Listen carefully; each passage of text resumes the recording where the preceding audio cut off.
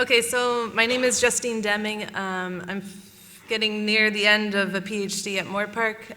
My primary focus has been on optimizing labor resources for farm sustainability, and so we've addressed that through both quantitative and qualitative outlets. So I'm just going to walk through a couple of the findings that we have from the quantitative stuff, so the numbers on the farms.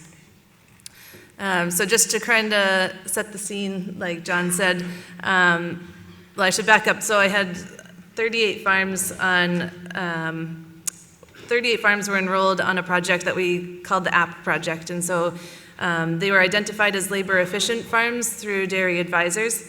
They were on an app for 1 year where they input their labor data 3 days a month, and it went directly to me. And so that was for a whole year, and so we were able to kind of get an idea of what was going on with farm labor input over the course of the year. So what I'm going to show you today is the results from that. So just bear in mind that these were farmers that were known to be labor efficient. So they're maybe not representative of the industry as a whole, but it's what some people are achieving here. So because of the issue in the spring, rather than looking at the average work day for the whole year, I thought we'd focus on kind of the crunch period. And what came out of the project was that during this period, farmers themselves are in the blue, and they were working on average about 9 hours a day. Now this is excluding breaks and other enterprise tasks, so you might be thinking to yourself, well, geez, I'm working 7 a.m. to 7 p.m., like that seems like a 12-hour day, but when we removed all breaks or other enterprise tasks, this is what was left over. So we split it into 3 different herd size categories for analysis purposes. So we had farms that were less than 150 cows. The smallest farm had 79 cows. And then the middle category was 150 to 250, and then the larger herd size category was anything over 250 cows. So I think the interesting thing here to take away is in the blue, that's what the farmer is doing. That didn't vary across herd sizes, but what did vary was the amount of extra labor, obviously, that was going into it. So it was either, the red is either hours worked by the family or hours worked that was hired. So that would have been a combination of full-time and part-time people, depending on the farm. But just to give you an idea of total work day for all members, and then including the farmer as well. So that's just one thing to think about. And then if you wanted to get an idea of where was the labor going, this is over the course of the year, so this isn't just the spring. But similar to other studies, milking, of course, is the biggest time consumer. So we saw that milking took up 33% of total farm labor, and that was followed closely by cow care. And within cow care was primarily winter feeding. So that's going to be the big one that's within cow care would be winter feeding, silage management, that sort of a thing, followed by grassland and management, and then there was a lot of other things that made up the rest, but they were all kind of smaller categories. So then we wanted to know what the difference was between the most efficient and the least efficient farms. So just because the larger farms tended to be more labor efficient, there were some smaller farms that were doing a lot of things really right. So we wanted to know the top 25% efficient and the bottom 25% least efficient to see where the differences actually were. So similarly to what you can see over on the milking and the cow care on the pie chart there, those were the big influencers as well to make the difference between the top and the bottom percent farms. So that is where we saw the biggest differences was milking and in cow care, which again was kind of winter feeding. So I don't know, John, is that a good enough setup for your discussion there? Thank you. That has definitely got us started and thinking. So, working ideas. How we're all creeping up in cow numbers. We've heard Chris running, am I right, Chris, 620 on that farm you showed us? 620. We've heard about some of his, we've heard of how efficient labour is there. I'm looking for my ideas from the audience, or questions about how we can manage bigger herds.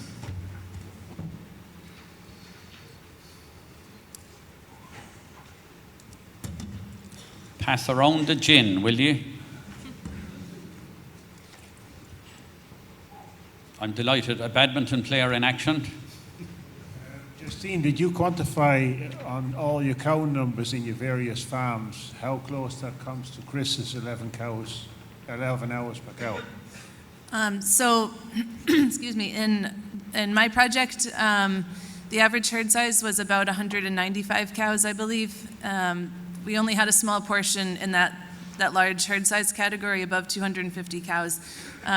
As herd size increased, we did see improved labor efficiency above 250 cows, but there's a difference between my project and his numbers in that we included all machinery work, so anything that was contracted, that's included in my numbers, which machinery work accounted for about 20% of overall farm labor, so that's a significant proportion. And in our project, I think it was about 22 or 23 hours per cow per year on average for a herd size of about 195 cows, which is it's good comparing it to past Irish studies. It's a big improvement. But again, these guys were picked out as labor efficient.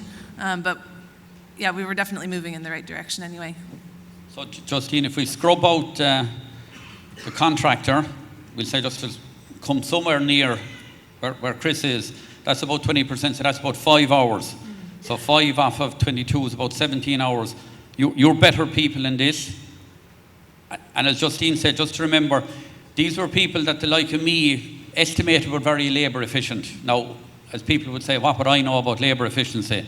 But in general, they were the people perceived, and your data would support that previous studies would say these were more labour efficient on average than nationally. Yeah. So we have a good bit to go to get to where Chris is. So the best we'd have been doing is 15, 17 hours. Chris is doing 11. Yeah, okay. We have 2 programs that are run in New Zealand, Farm Tune, which is around, well, that's one of them run around efficiency from the Toyota car factory in Japan. So Dairy NZ New Zealand has brought the program into New Zealand around where you're putting things back. So if you've got you might have 5 people on your farm and one person knows where the spanner goes or the crescent or the socket set or where the drugs are for treating the cows, all those sorts of things. So and the team's involved, so those 5 to 6 staff you might have, they go along and come up with the ideas around how we can make things more efficient. So shadow boards, this is where it goes, and the farm dairy, this is where the penicillin goes exactly, and those sorts of things, which has saved huge amounts of times on farm. And another one is around large herds through small cow sheds. So for an example, for my farm, we milk 1,000 cows through a 60-bale rotary. And the difference between sending 10% of the cows around or 20% of the cows around during milking is quite significant. Or in a herringbone, if you're milking 12 or 15 rows, having a timer on each row. So at 8 minutes, we let the row go, no matter whether milked or not. And the research says if there's a litre or 2 left in the cow, it doesn't have any effect on the cow. So 8 minutes, bang, we go. 8 minutes, bang, we go. It saves a huge amount of time instead of being a 12-minute row or a 15-minute row waiting on one cow. So, and Kurt, no, leave the mic with the man a minute. Just I'll get to 2 things. One is everybody on the place knew where everything was, right? So there was a place for everything, and everybody working on the place knew where it was. So there was no time wasted going off looking for a socket set or an injecting needle or whatever it was. Point 1. Point 2 is, and this might be controversial now. Point 2 was cows were being let go after 8 minutes in a herringbone, irrespective of whether they were milked out or not. Yep. So this was controversial in New Zealand too. So it depends on production levels for how long that row time would be. So if 400 milk solids a cow, you could easily get away with 8 minutes, but higher production, you need to get away with a few more minutes. Another just point on the first one is inventories. So on our farm, we have one person responsible for inventory. So if we have a box of penicillin, there needs to be a minimum of so many tubes left. So you don't go in there and go, oh, I've got none. Or that's quite important as well. And making a member of the team responsible for that is important. Yeah, it is controversial, but it's worked out really well and saved huge amounts of time. If you can save an hour a day per milking over a year for the 2 people milking, that's a huge amount of time. Super, thank you. Is anybody down there able to write? We're looking for somebody to write. Oh, cripes. Oh, sorry, Aidan. Sorry. Sorry. As one of the organising committee, I thought that was a requirement. But in fairness, I've seen Michael Murphy's writing too. Thank you. That's what we're looking for. John, a question, a comment. Comment first. 15 or 17 years ago, I had Smiley Barrett and Robin over to manage my place. I said, manage it as you exactly as you do in New Zealand. Guess what was the first thing they did in terms of culling? Anybody throw a guess? There was about 6 slow cows. They culled them. That was 20 minutes speeding up of milking. And give us an idea what you mean by slow. You know, I know they were holding up the whole row. Exactly. Okay. Exactly. Simple little thing will say that they just would not tolerate it. Could I throw a question now? Will say that Chris will say that in terms of the 11 hours, digging into it a wee bit, how many herds? Typically in Ireland now there'd be probably 2 herds and possibly a hospital herd as well. How many herds in your case? And the follow-up answer then is why? Because I know the answer, but why the number? So I think what you're looking at, we just have one herd, so no hospital herd. Well, we do have a hospital herd, but it might be 3 or 4 cows. So no, we have very, very minimal lame cows. We've got our races are set up, or tracks are set up. So if you wanted to, you could go, I say 100 kilometres an hour down the race. So the infrastructure is set up. So with any lame cows, if there is any, or any mastitis cows, they're in a separate herd. They're brought in first and then into a holding pen first. So we're not having at the end of milking go and get those. When one person's going to get the cows, the other person's bringing those, say, a few crook cows and that sort of thing, and so saving time on that. Have I answered your question there? Leagues that I lift a year. I just repeated. So in terms of the quality of your roadways and passages, how much foot care are you doing every year? Yeah. In terms of having to lift a cow's foot, maybe at the most sort of 20. 20 a year. No. He's lifting 20 cows' feet a year and 620 cow herd. That's amazing. He has trained the rest of them to lift them for him. Because there's no way, Chris, I'm going to go back in this. There's no way you can only be lifting 20 cows.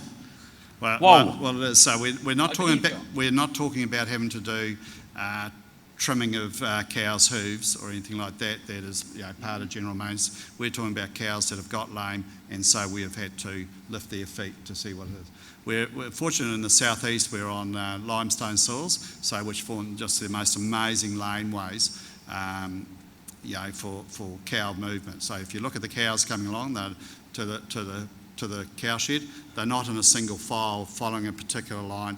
They're spread right over and using the whole track. So 9 metre races and going straight into the cow shed. So not a lot of turning. Plus we've also got which I've seen over here, a lot of rubber mats at entrance ways, exit ways.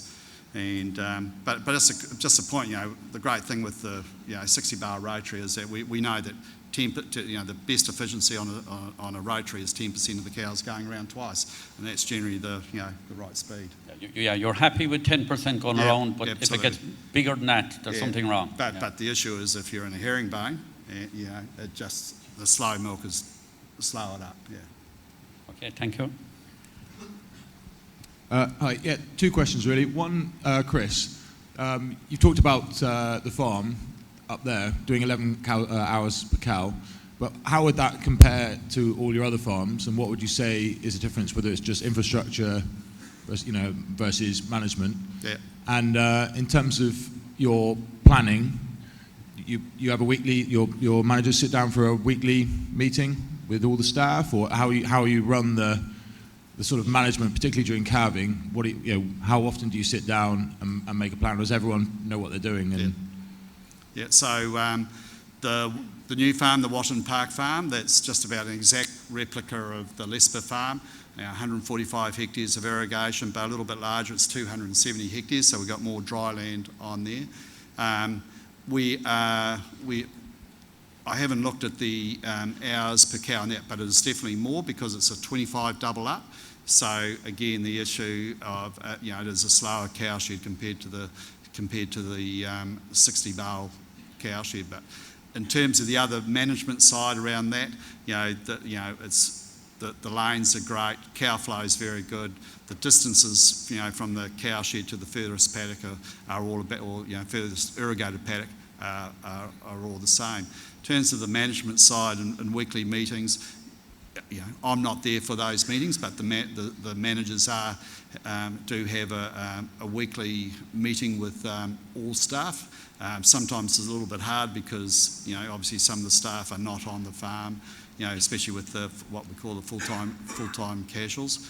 But one of the things, on every farm I've got, there's a whiteboard there. So if I'm going onto the farm at any stage, I go in there, I know exactly how many cows that are being milked. Everyone knows the whiteboard showing where the cows are going. So in terms of the management, in terms of information that's going across to the staff, there is a lot. There is a lot. Perfect. Thank you. Yeah.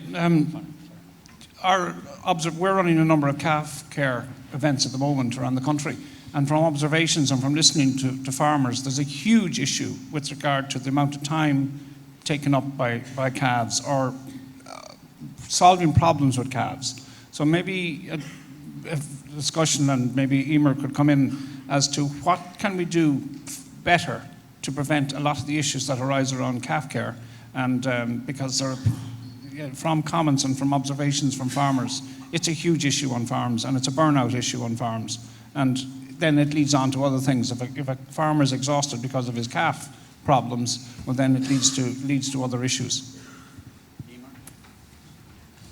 Mike, to me, the two most important things, if you were to say what are the most important things when it comes to calf rearing, it's colostrum and hygiene.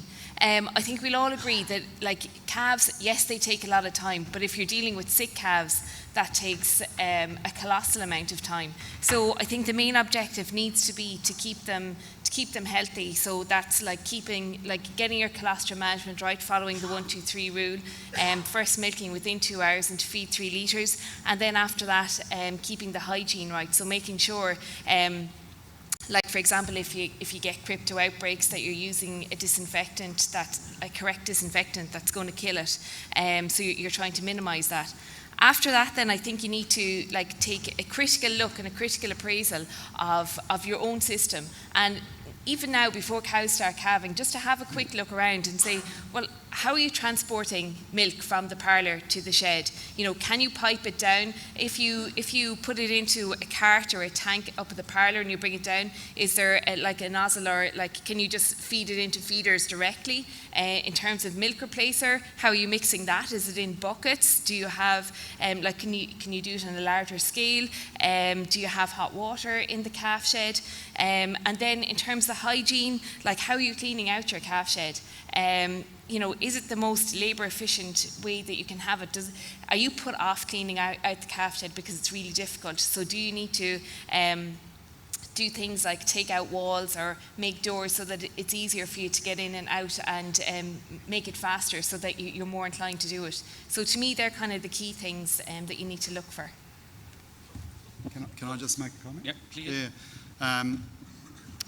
For probably the last 25 years, I've always had a dedicated calf rearer, because it's one of those jobs, you're busy, calves need feeding at the end of the day, you want to get home, you want to, get into the nice, into the warm house and that sort of thing. But I've always had a dedicated calf rearer. One of my calf rearers, she worked for me for 17 years, and you know that every calf is going to be looked after, and because once the sort of the standards in terms of animal welfare, the health side, you get a little kink in the system, and it can go downhill pretty fast, and then you're using a lot of hours to try and repair that.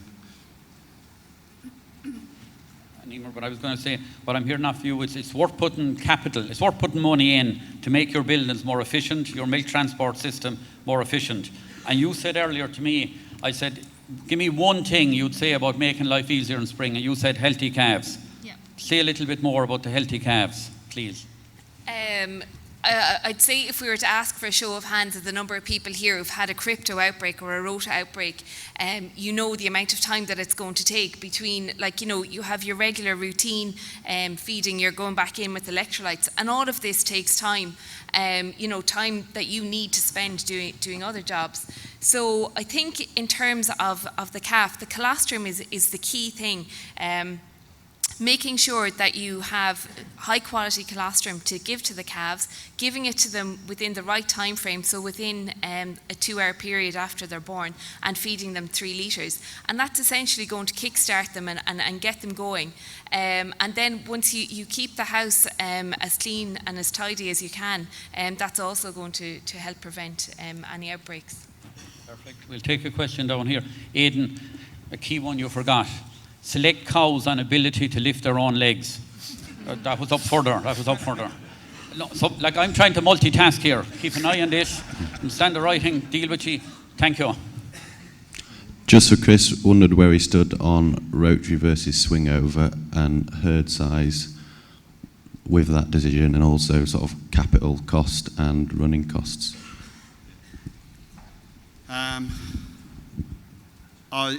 I actually like the herringbone. It's probably not the most labour efficient, but it's certainly in terms of you know, communication and having a bit of a chat with you know, with the other staff members while you are milking. Anything over, so you know, I run a 25 double up, and that's milking 600 cows. So you know, it's under a little bit of pressure. So.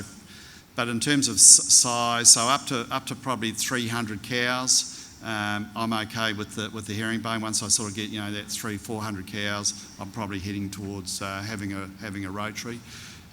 Spending a little bit more on capital, but then you've got the, you know, a bit more labour efficiency in terms of milking times are down, and certainly when I compare the 2 600 cow farms that I've got, or 3 600 cow farms, 2 rotaries, 1 swing over, in terms of labour efficiency, the rotary is the better way to go.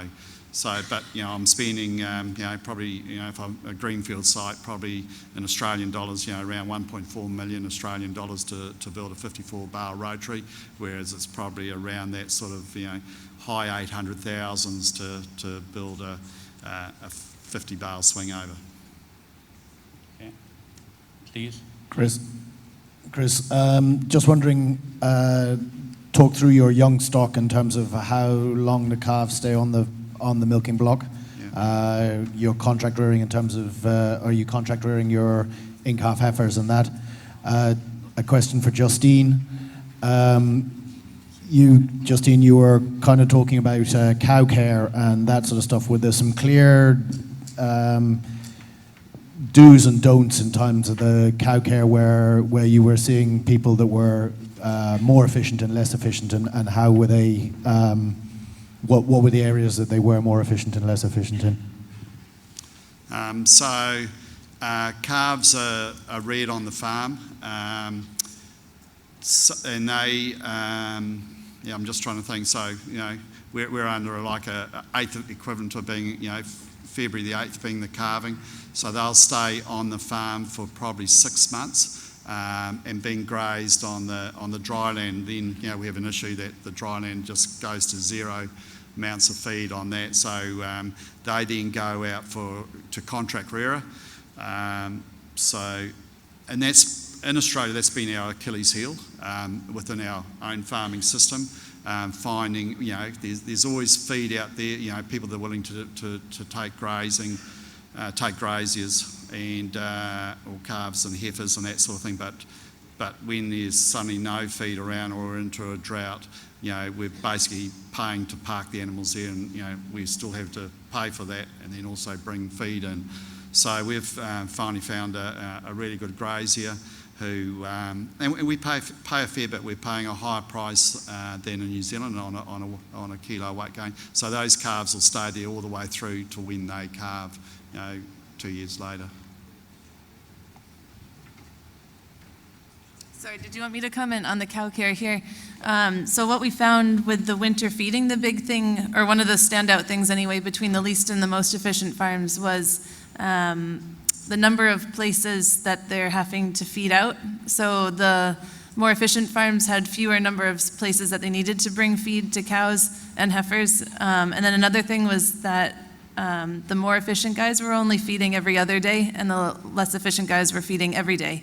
And so we didn't do a full farm survey per se, but we're attributing it to that they probably don't have enough feed bunk space to feed out enough feed for 2 days for the animals. So having to go back every day is going to, double your input right there. But yeah, those were probably the two main things: was the feeding every day versus every other day, and then the number of places that they had to bring feed to. And I'm looking maybe now more for ideas. Let's share a few ideas, because they don't have a monopoly. Is that a board?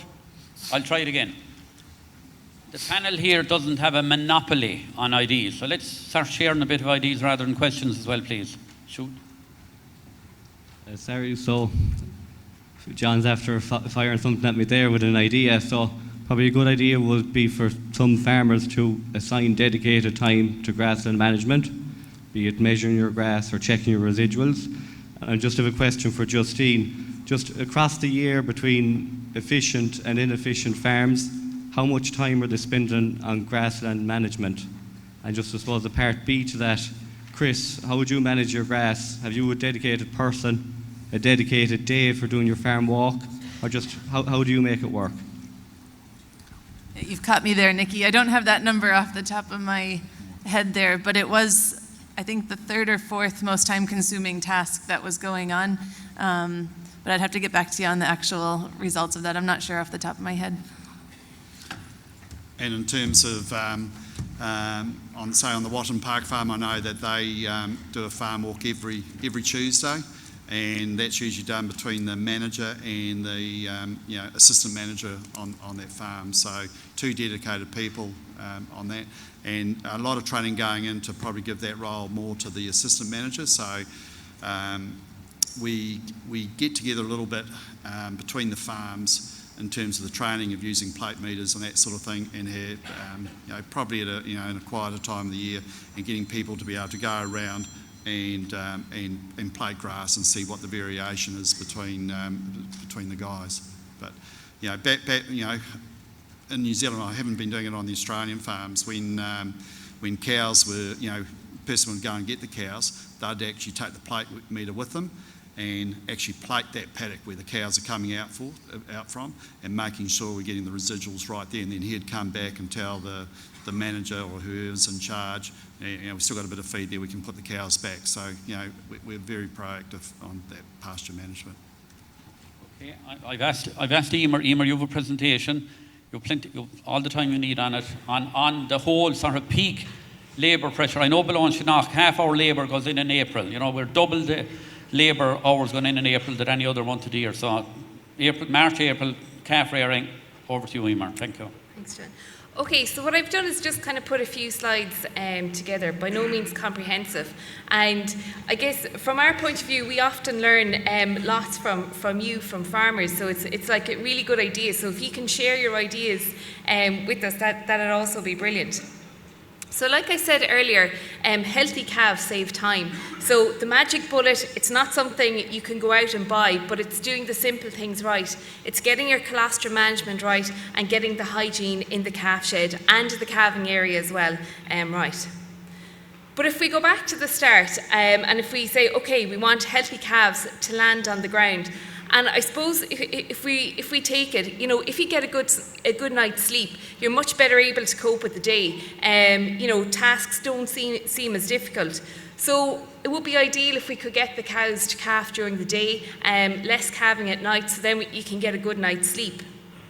Now, last spring, as part of a survey that we were doing on calf health and welfare, we went around to almost 50 farms throughout the Munster area. And similarly, Dave Gleeson did an experiment in Moorpark where he looked at this night feeding strategy to cows. And what we found is that it's actually quite successful, that you get more cows calving during the day and less by night. But there is a trick, and you have to do it correctly. So the biggest thing is that you need to offer silage just during a set period. So we'll say from 6 in the evening till 9 during the day, and then take it away from them. One of the big things that you need is enough head space or enough feed space for all the cows, and you need to get the cows into a routine. So they need to be in the routine for at least 10 days to 2 weeks. So you can't decide, oh, I think I want the cows to calve during the day tomorrow and start feeding the day before. You need to get them into a routine and continue with that routine, and you will have far more cows calving during the day. And the bonus of this then is that you're going to have more time for your colostrum management. So you're going to have more time to implement that colostrum 1, 2, 3 rule. So the first milking, feed it within 2 hours of birth, and to feed 3 litres. So we'll move on then to that actual colostrum feeding. Now we all know what the gold standard is. It's that if that cow calves, you milk the cow and you feed her calf its mother's colostrum or beestings essentially. However, I appreciate that takes a lot of time. If you have 20 to 30 cows calving during the day, your time is essentially going to be consumed just with that task. If you can do it, that's fantastic. However, we do need to look and see if there are alternatives to this.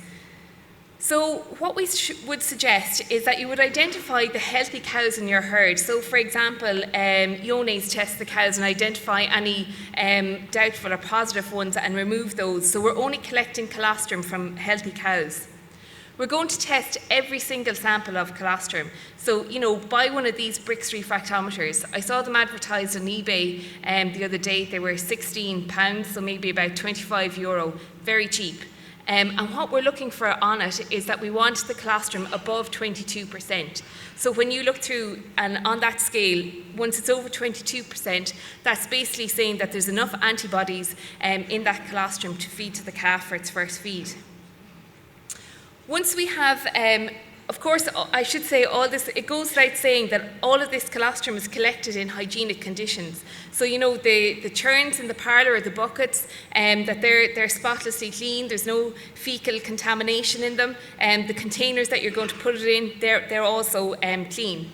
So once we've collected the colostrum, you can store it in milk cartons and put it into the fridge straight away because we want to minimise that bacterial growth. So it's going to last in the fridge for 48 hours. And there's no problem. Or you can put it into the freezer. I would say use bags if you're putting it into the freezer because they defrost more quickly. But what that means is that you now have a supply of colostrum on hand. I would say don't pool it, just keep single cows, particularly in view of Iones and that, and maybe record the cow that you're feeding the colostrum to each calf with. But basically, in a practical sense, this is what we do in Moore Park at the moment. The cow is calving, you maybe go out to tend to the cow, tag the calf, dip its navel with iodine. All this time you can have your 3 litres of colostrum warming in a warm bucket of water. And with that, you're heating it to body temperature. You're not using boiling water to heat it up. You're just using body temperature water to put it in. And you can, shake the bottle a few times. But within that 15, 20 minutes that you're sorting the cow and the calf out, the colostrum is warm and ready to feed.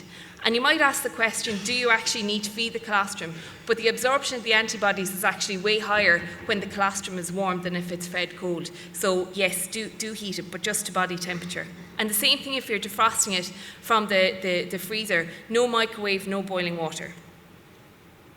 Just a small word of warning. A lot of you might be thinking about milking your cows once a day for maybe a month or so in early lactation, or maybe you have a once a day herd. And while this is a fantastic labour-saving strategy in terms of milking, we do have to remember that as time from calving increases, the colostrum quality decreases. So if you're only milking your fresh cows once a day, there is a risk that the colostrum quality is going to be too poor to feed to calves or to store for their first feed. Once you get over that 9-hour mark from calving to milking, there tends to be a lower antibody quantity in the colostrum. And it's basically just because the cow is producing more milk and is diluting down the antibodies.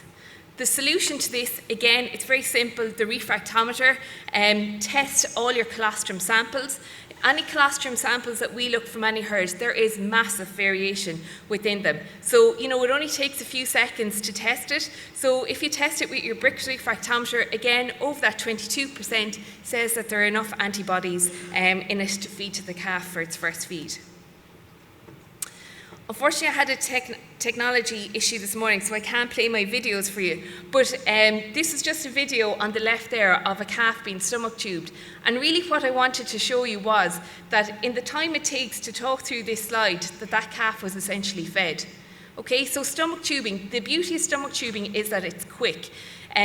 Like a lot of people aren't comfortable with it, and that's fine. You can use a bottle and teat once you get to the calf within the first half hour or so, because then they're really eager to suck. But after that, they kind of lose the urgency or that to drink. And the biggest risk there is that if you get halfway through your 3 litres, and there's another cow calving or there's another job that you need to do, you'll put the bottle down, say, I'll come back to that calf, and you forget, or you come back and it's too late. And that is the only risk with the bottle and teat. The one thing I would not recommend you doing is leaving the calf with the cow for a couple of reasons. One, you're not sure of how much the calf is going to drink. You don't know how soon they drink it, so you can miss that little window of opportunity there of feeding the calf within its 2 hours and feeding it 3 litres. Similarly, particularly older cows, when it comes to udder size, they can have pendulous udders, so it's harder for the calf to find the teats and actually drink. And from a health perspective, particularly in terms of iones, it's really good practice to remove the calf from the cow straight away, because you're reducing the chance that calf is going to contract any disease. So again, this is perhaps, where you can contribute. Like lots of farms that we go to, people have really clever ideas for feeding calves. So, there's lots of different options. You can use a cafeteria, you can feed them with the buckets here hanging on the gate. You can maybe do a little bit of ad-lib feeding or automatic feeders. Basically, it's all down to what system suits you best, what labour do you have available, basically what's going to work best in your farm. The next question I have for you is, how do you actually transport milk from the parlour to the calf shed? And again, lots of farmers have ingenious ideas of how they do this. You might have a churn that you've made, that you might use a calf cart, and again, like I mentioned before, can you pump it? Is that going to save you time? If you have, you can see on these carts here, there's nozzles on them with the volume, so you can automatically pump it from the carts. Water heaters for your milk replacer. Basically, you just need to be really self-critical. Go down to your calf shed, have a look around before cows start calving and you have time to do things, and see, is there anything where you felt it was taking too much time last year that you can improve this year. Again, when it comes to milk feeding, another labour-saving technique is using once-a-day milk feeding. So I know some of you here are probably feeding calves once a day earlier than 3 to 4 weeks of age. Just don't tell me to keep me happy. But ideally, the calves will be 3 to 4 weeks of age, because before that, it's kind of a physiological issue that the abomasum of the calf is far too small to handle a high volume of milk. So we're saying the calves need to be fed 6 litres of milk. So you can imagine a small baby calf, 6 litres is a massive volume to feed to them in one go.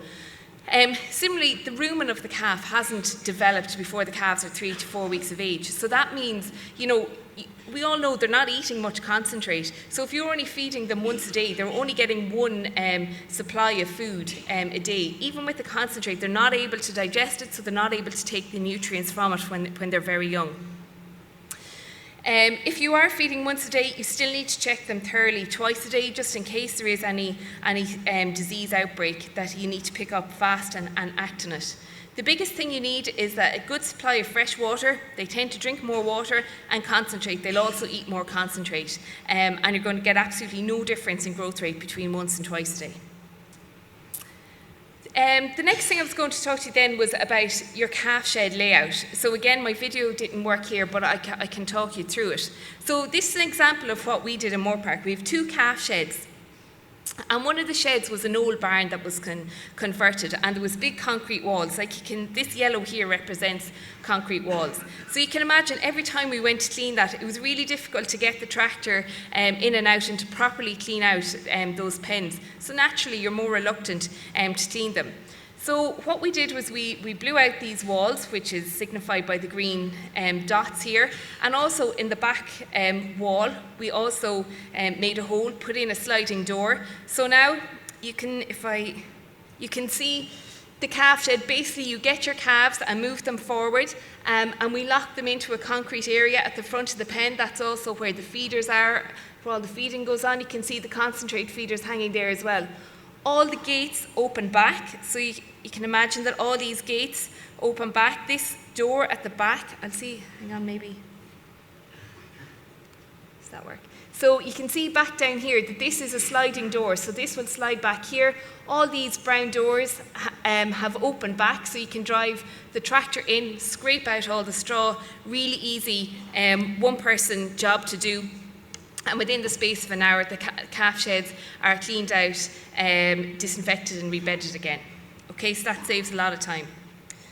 The last thing I was going to mention to you then was outdoor rearing.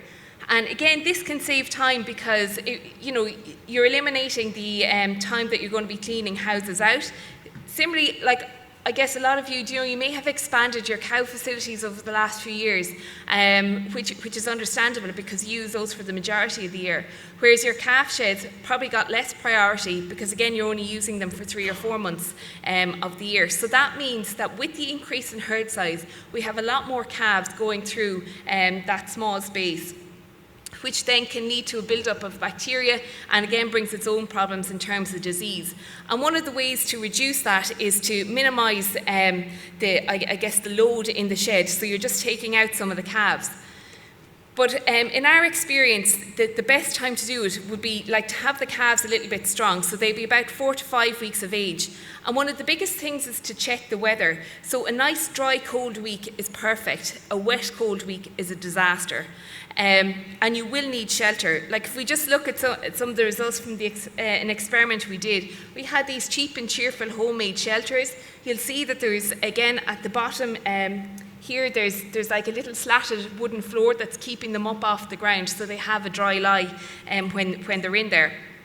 We did compare them to this option here, which was straw bales in an X or a cross shape, but we weren't really a fan of these because what happens is that the calves would congregate in here, particularly on a wet night, and they'll do a little bit of poaching, then they get tired and they lie down, and next thing they're lying in a wet on a wet surface, and they're prone to getting chills. So that's not really recommended.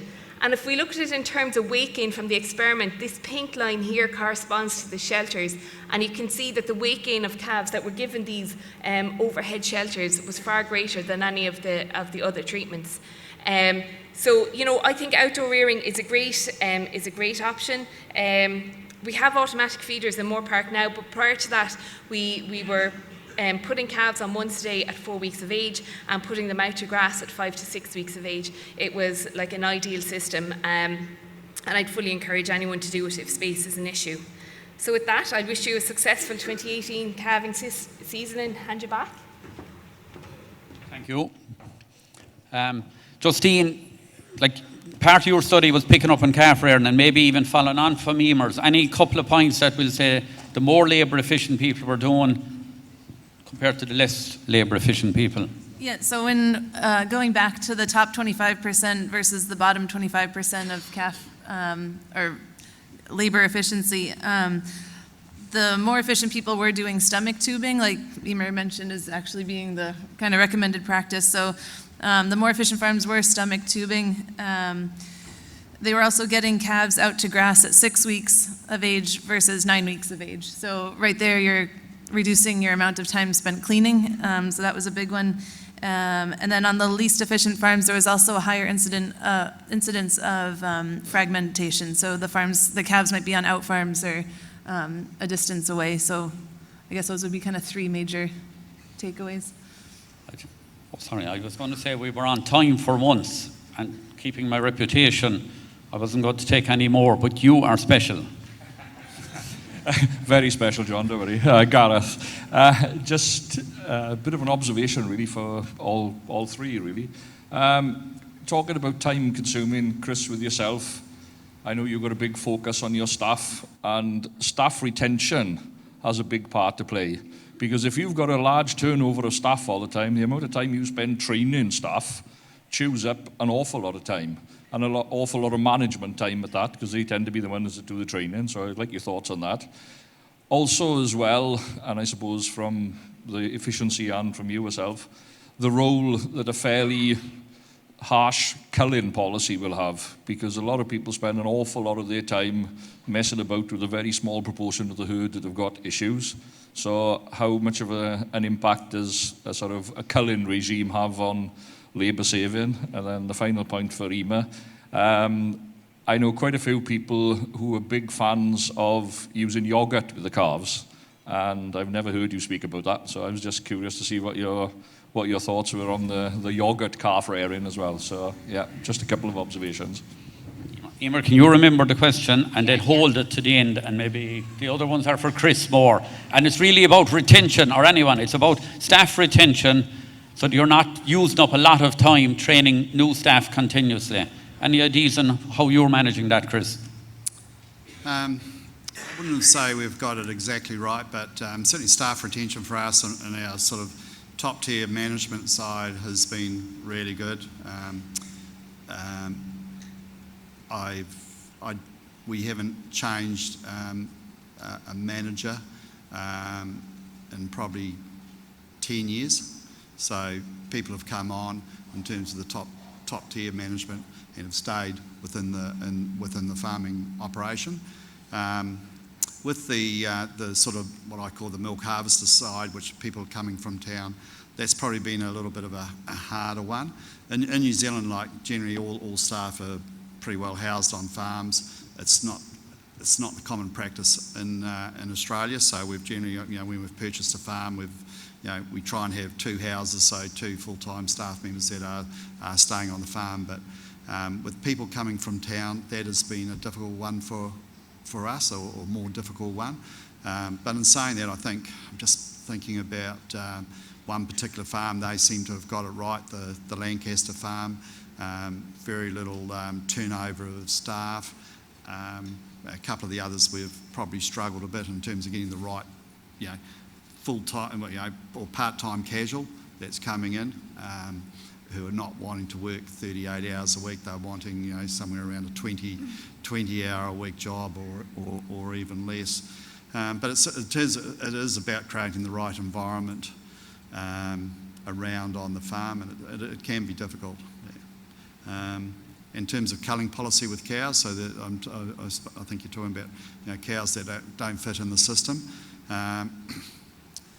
With the difficulty of getting a good quality herd with no background, our heifer replacement rate is somewhere around 25 to 28%. So we have got a high culling policy in terms of cows, in terms of udders, in terms of 2 strikes and you're out sort of thing, in terms of getting the right herd. We've done that with one particular farm, and you look on there and udders look absolutely superb. Anything that looks as though there could be having a feet issue are gone. So we do cull hard on sort of confirmation around legs. Emer, the yogurt. Yeah, so Gareth, there's lots of anecdotal evidence to say that yogurt milk works really well. There's actually no scientific evidence to say it's better. So yeah, as I say, lots of anecdotal evidence. So if it works well, keep on using it. And I think that's in general with calves. If you're doing something and it's working well, and if it's not broken, don't try fix it. Is there a reason why we haven't looked at it? Yoplait wouldn't sponsor us.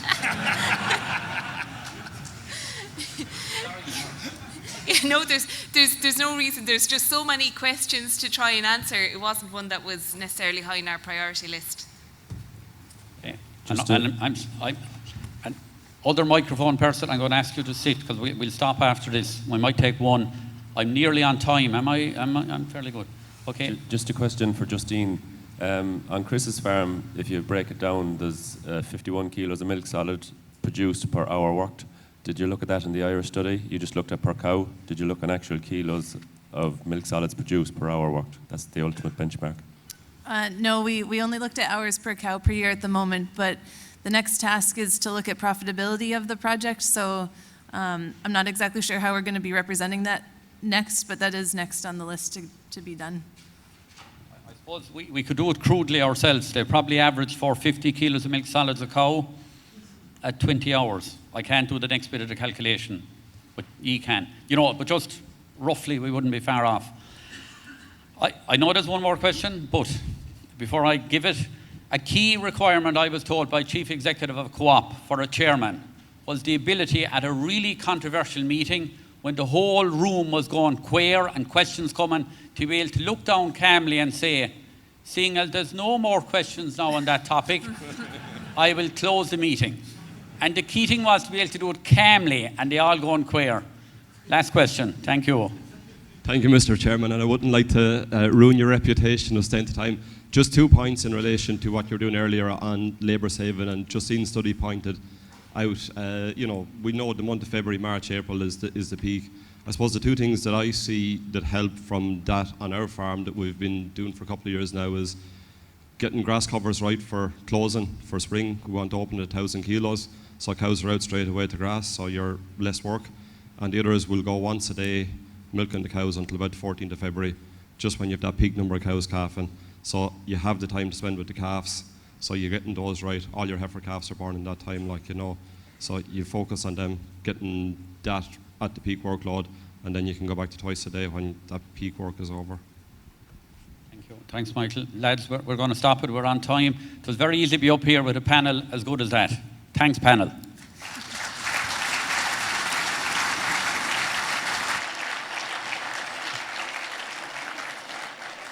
I didn't go back because it got so interactive. You kept asking questions to the good work Aidan did. Aidan, could I ask you to put it back up?